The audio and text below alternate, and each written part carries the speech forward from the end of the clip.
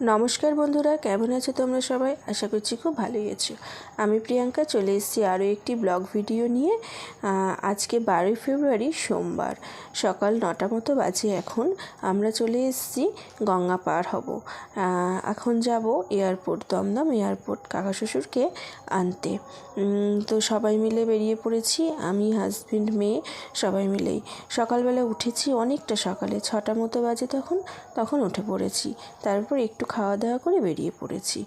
ঘাটটা পার হয়ে কিছুটা পথ এগোতেই আমার সোনামায়ের পেয়ে গেল খিদে। এবার তো একটু দাঁড়াতেই হবে, ওকে কিছু খাওয়াতে হবে। ওর খিদে এতটাই পেয়ে গেছিলো যে ও আর বসে যে যাবে এরকম পরিস্থিতি ছিল না। সেই জন্য একটা দোকানে দাঁড়িয়ে ওকে একটু খাইয়ে নিয়ে আবার যাত্রা শুরু করলাম।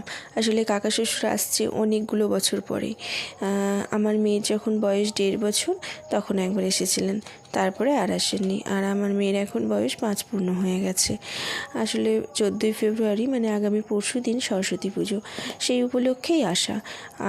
আন্দামানে থাকেন উনি, তো আন্দামান থেকে আসতে অনেকটাই সময় লাগে। যেহেতু ফ্লাইটে আসছেন তাই খুব একটা সময় লাগছে না। মানে সকালবেলা 8টা 5-এ ফ্লাইট ওখান থেকে ছেড়েছে, আর এখানে মোটামুটি 10:30টার সময় ল্যান্ড করে যাবে। তো আমরা সেই কারণেই একটু হুটোপাটা করেই সকালবেলা বেরিয়ে গেছি, কারণ শান্তিপুর থেকে দমদম যেতে অনেকটাই টাইম লাগে।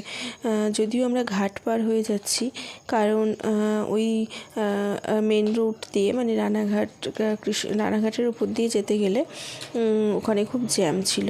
সেই কারণে আমরা ঘাট পার হয়ে যাচ্ছি। রাস্তাটা খুবই ভালো ছিল, মানে এতটাই ভালো ছিল, একটুও জ্যাম ছিল না, প্লাস রাস্তাটাও এতটা স্মুথ ছিল, খুব ফাস্ট পৌঁছে গেছিলাম। আর মানে ফাইনালি আমি চলে এসেছি দমদমে। দেখো ওই যে এয়ারপোর্টে, দমদম এয়ারপোর্টে পৌঁছে গেছি। এবার ভেতরে যাব, অনেক দিন পর আর কি কাকাকে দেখবো, একটু এক্সাইটেডও আছি। কারণ বিয়ের পর থেকে এই নিয়ে আমার 3বার কাকার সাথে দেখা। বিয়ের পরে মেয়ে হওয়ার আগে 1 বছর এসেছিলেন, ওই আর কি দেখা, তখনও সেভাবে কথাবার্তা হয়নি, কারণ কাকা এসেছিলেন আর আমার দাদু মারা গেছিলেন। তো সেই কারণে এ বাড়িতে চলে আসতে হয়েছিল, মার বাড়িতে। তাই আর সেভাবে মানে বসে আড্ডাই আর কি করা সেই রকম কিছু হয়নি। আর এবার তারপরে মেয়ে যখন হয়েছিল তখন আমি বাবার বাড়িতেই ছিলাম, তখনও কাকার সাথে সেভাবে সময় কাটানো হয়নি। তো এবার খুব ইচ্ছা আছে কাকাকে আমাদের এখানেই রাখার, আর অনেকটা সময় কাটাবো। তো দেখো মানে ঢুকে পড়েছি এক্সিট পয়েন্টে, এয়ারপোর্টের এক্সিট পয়েন্টে ঢুকে পড়েছি। কাকাও ল্যান্ড করে গেছে 10:30টার সময়, উনি বাইরে বেরিয়ে দাঁড়িয়ে আছেন। তো 2B গেটে আছে, তো সেখানেই আমরা পৌঁছে গেছি। এইবার গাড়ি থেকে বেরিয়ে দেখার পালা যে কোথায় আছেন, তারপরে গাড়িতে তুলে নিয়ে যাব বাড়ির দিকে।